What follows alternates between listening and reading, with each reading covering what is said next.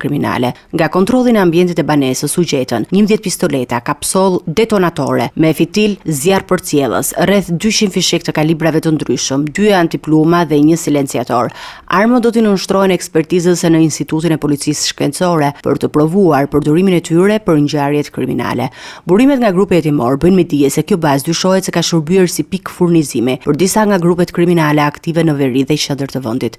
Hetuesit nuk përjashtojnë mundësinë që armët të kenë kaluar edhe përtej kufirit në kuadër të trafikut ndërkombëtar të armëve. Gjurmimi i kontakteve të 61 vjeçarit me inicialet SHJ dhe rrjeti i bashkëpunëtorëve të tij pritet të sjellë të tjera zhvillime në ditët në vijim.